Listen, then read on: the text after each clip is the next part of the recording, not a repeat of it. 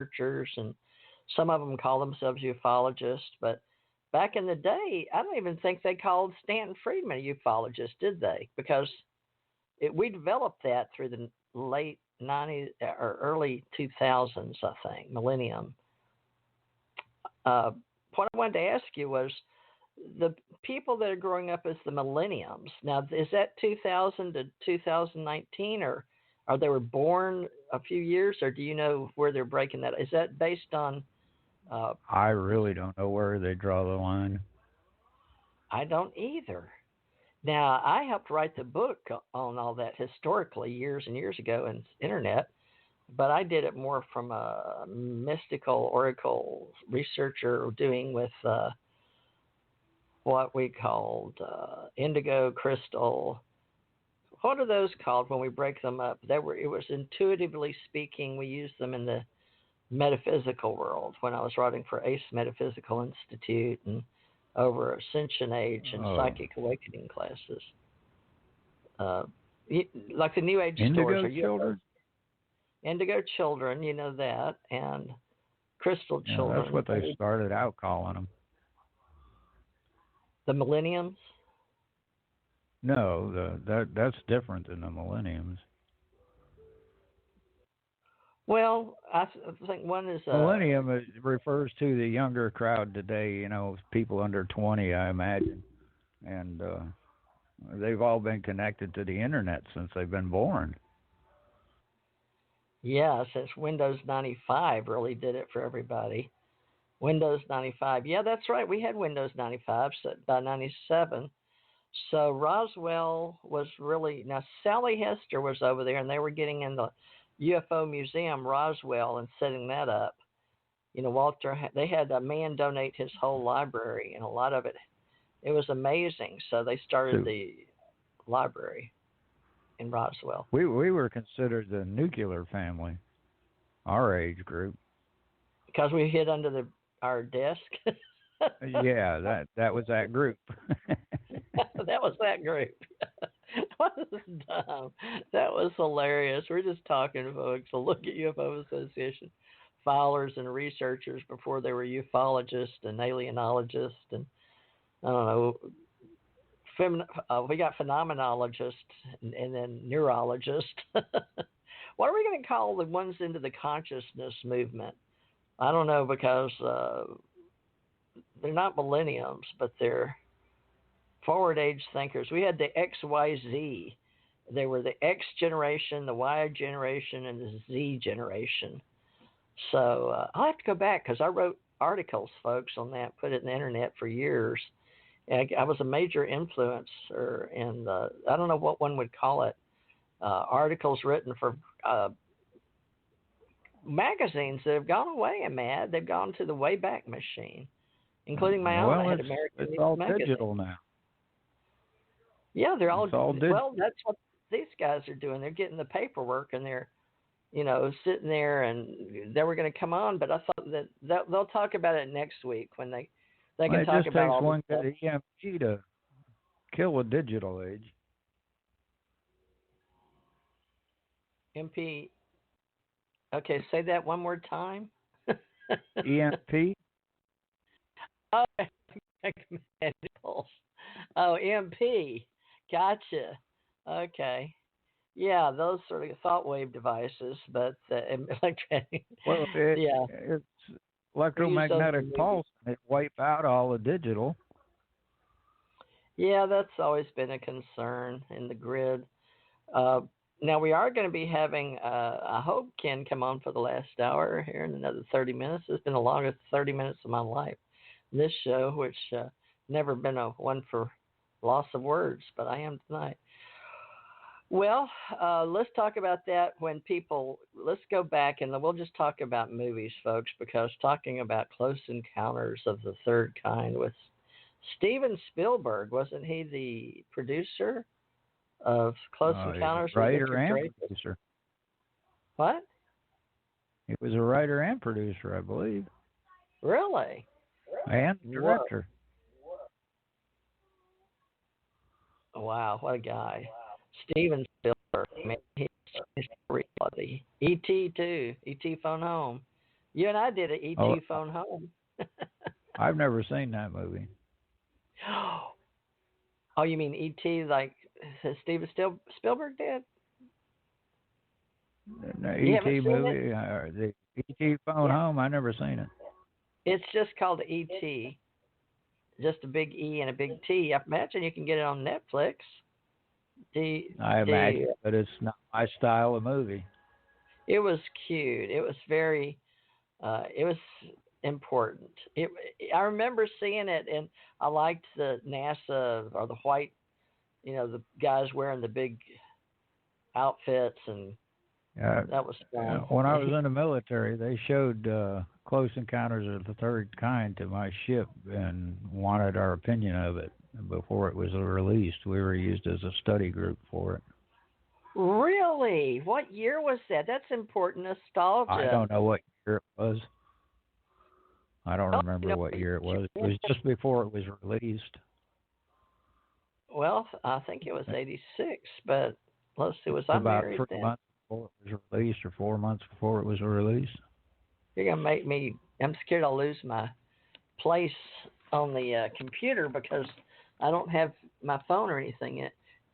Now, you're talking about Close Encounters of the Third Kind, and it was seen on the ship? Oh yeah, they do that a lot of times with the military. They show the movies a couple of months before they're released. Let's see the reactions. They want to get human reaction. Well, there's a whole. I know what I did. I had to go to the hospital. It was released in '77. Close Encounters of the Third Kind. Yeah, sounds about right. What years were you in? It was released November 16th, 1977. So if you I got saw out in 77. I got out in 77 in August, so it was before then. Wow. So how many years did you serve in the Navy? 3. 3 years, hardcore, but yours were in ship, right? You were off. Did you serve all of it in a ship, or did you get some a year or two on land? No, I was on a ship the whole time. All right. Well, wasn't the 76 the last year of the Vietnam War? Yeah. Our police action? Yep. Well, this is what you and I do. We do Close Encounters of the Third Kind because it was released in 1977. So, science fiction adventure about a group of people who attempt to contact alien intelligence. Richard Dreyfuss played Roy Neary. Oh, I never noticed that. I knew it was Roy, but it's Neary. He witnesses an unidentified flying object and has a sunburn. But, that was so much more. It was, I wonder why they wanted you were on the ship. Do you remember being on the ship to see this stuff? Yeah, once a week or twice a week they'd have a movie on the ship for the crew to watch. That's an important part of UFO business because Close Encounters of the Third Kind, it was a drama fantasy for 2 hours and 15 minutes of everyone's life, but I came out and forgot to breathe. I was so affected. I had to go breathe in a bag and get a rush of Benadryl or something. When it came out, I went and seen it in the movie theater on a big screen. You? See, we didn't have a big screen. We had a regular movie screen on the ship. Well, I got about a movie screen in my bedroom right here. You wouldn't believe it takes up half the wall. Yeah, nowadays. I went to see the Devil's Tower. I was very, how can I say? I'd had realities in my mind happen to me in 3D going in. Mad's got my book. He's put a lot of my experiences in his book he wrote. Made the artwork too. I didn't write it. I just arranged it.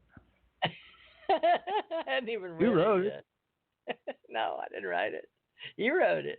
You just took my notes out of my other book. You made a condensed version of it. So, what are you going to call it now? Because it was. We didn't even put in how much that Devil's Tower. Man, I went out to see that Devil's Tower. You talk about some magnetic waves off this thing. That ain't in the part of that you give me to edit. It's not. I didn't talk about the Devil's. Oh, this is just the Area 51 area story. Oh man, it's just Las Vegas stuff.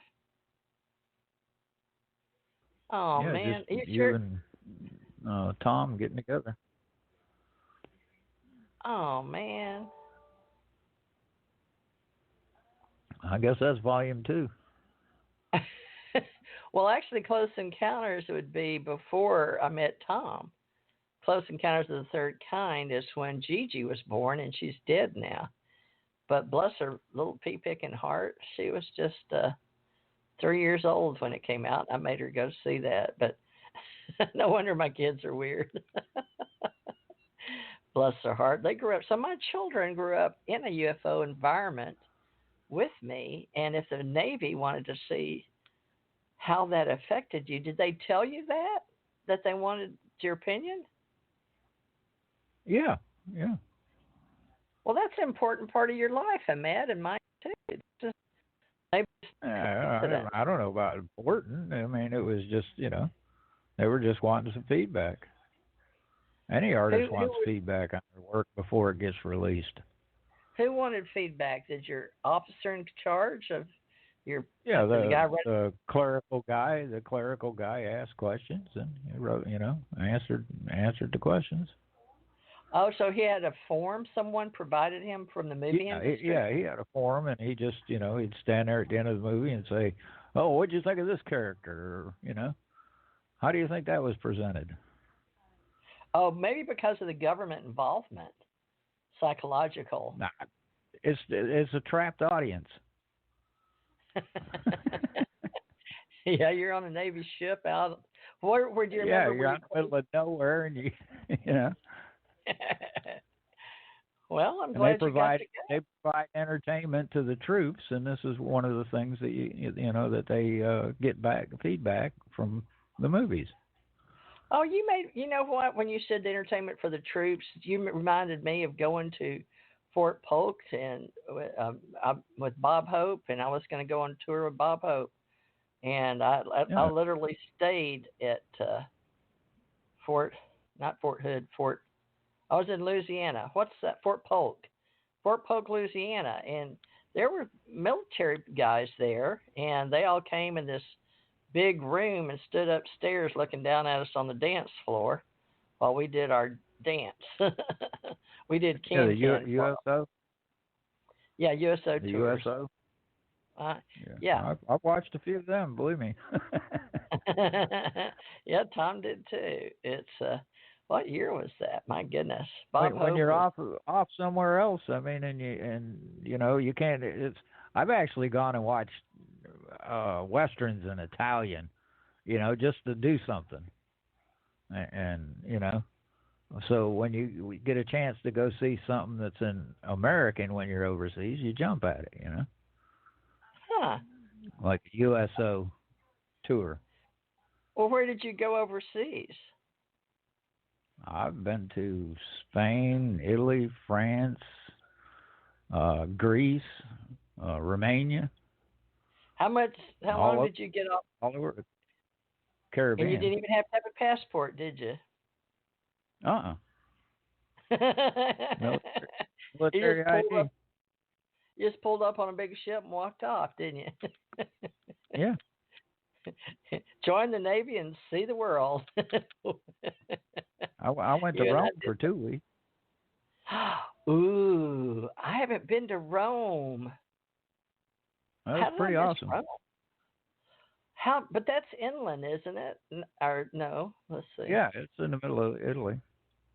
Okay.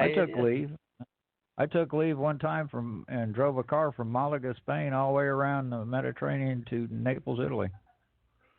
Just to do Spent it? 2 weeks travel. Yeah, I did it in order. The reason I joined the military was to go overseas to see the master's artwork.